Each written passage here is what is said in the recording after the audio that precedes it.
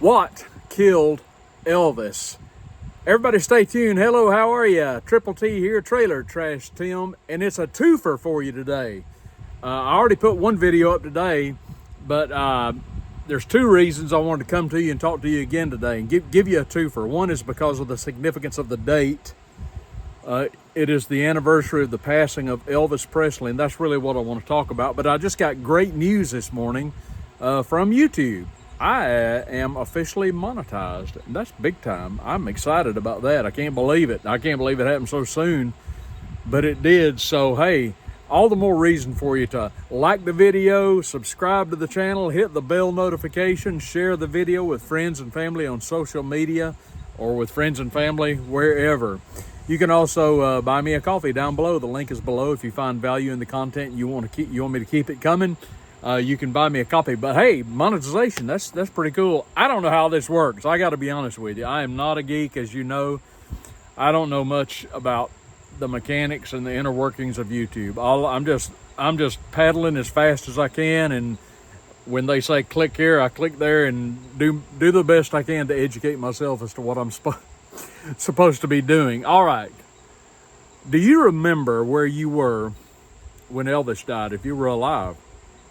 I was 16 years old. It was August the 16th, 1977. It's one of those dates, I guess you remember, kind of like the Kennedy assassination. I was 2 when that happened. But when Elvis died, I was 16 years old. I was out driving in my first car, my big 1966 Mercury. I was listening to the AM radio, and all of a sudden they interrupted the broadcast and came on and said Elvis Presley had died, and I almost wrecked. And I parked my car in front of my father's shop. My father was an auto mechanic, and he owned an auto repair service center. He had several mechanics working for him. And I ran in there and I was telling everybody, man, Elvis just died. Elvis just died. And my father wasn't really an Elvis fan, so he just like, what? Okay. He wasn't too shook up, no pun intended, about the death of Elvis. My father was more of a Tennessee Ernie Ford kind of a guy, you know. You load 16 tons, and what do you get? But anyway, I was just stunned that Elvis had died. It was huge when it happened. I mean, it was just international headlines. There was never anybody quite like Elvis, no matter how you felt about him. He was a huge, huge star. Set all kinds of records for album sales and movies and concerts and what have you.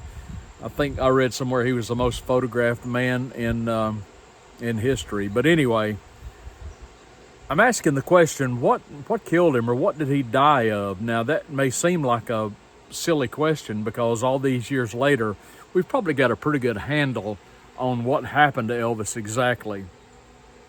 Immediately, we were told, the first thing we were told is he had died of heart failure, which of course everybody dies of ultimately, right?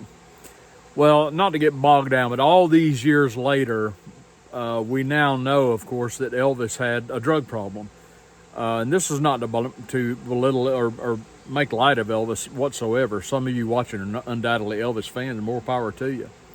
But what we know is Elvis was taking all sorts of prescription drugs. It wasn't like cocaine or heroin or anything like that. It was on drugs that you prescribe to your patients. And he was apparently on just a ton of these narcotics. And he was addicted to them, and it had a terrible effect on his health. And contributed to his death, no question about that. Also,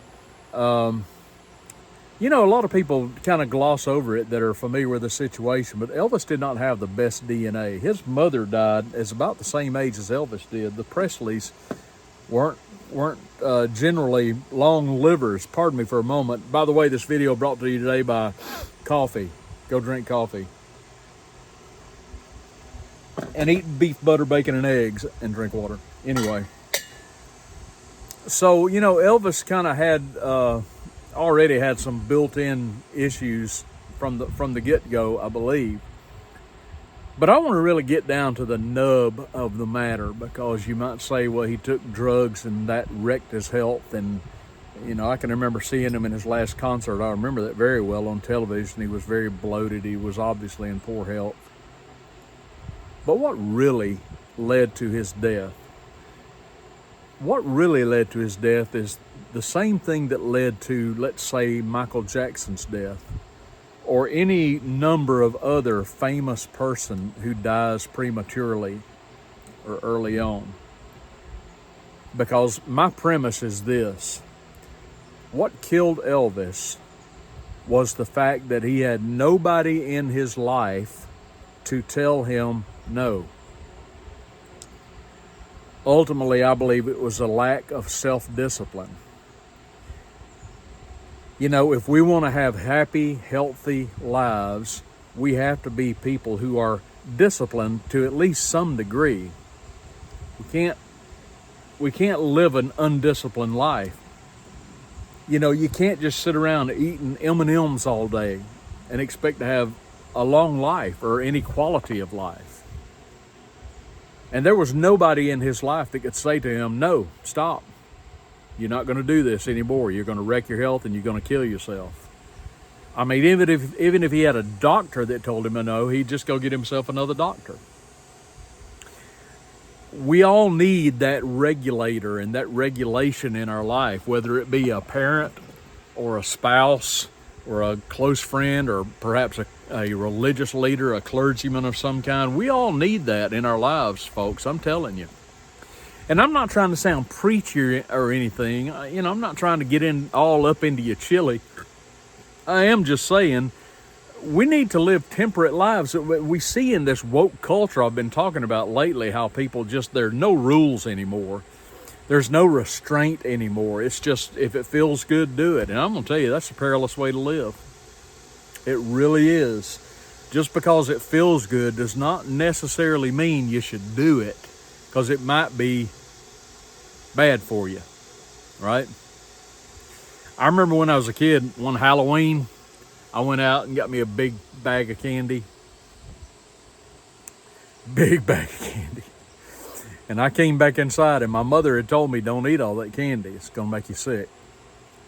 Well, I ate a little bit of candy, and later that evening I went to bed, but I had that bag of candy with me. Of course, she should have taken it for safekeeping. But I just laid there in bed and I just ate candy and ate candy and ate candy until I got sick. Because however old I was, 10 or 12 or whatever I was, or 18, no, just kidding. I just threw off restraint. I threw off any semblance of self-discipline, and I just ate until I made myself sick, right? No, every kid loves candy. I love candy, but you can't sit there and eat a big trash bag full of candy and not expect it's not gonna make you sick, because it will. I hate that Elvis died. I was an Elvis fan. I really was. I loved Elvis. I had his records. Good looking man, beautiful voice. But I really maintain, and I don't mean to sound judgmental and again, preachy, but I just think it's a point that needs to be made for all of us. I'm trying to keep things light on the channel and fun and funny, but this needs to be said. We all need some measure of self-discipline in our lives if it comes to our diet or our personal habits. You know, I started this carnivore diet back in March. I'm right at 60 pounds of weight lost. Fantastic, right? I have also smoked cigars. In the last 2 days, I gave that up as well because I just decided it's just not good for me. And let me tell you, last night, today is Wednesday, last night, I was about ready to chew the wallpaper down in my house because I wanted a cigar so badly. And I wanted something sweet so badly.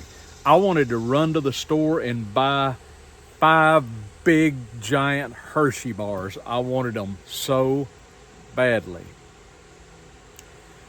But because of my health, I knew that wasn't good for me. I got 60 pounds down. I want to lose about 20 more.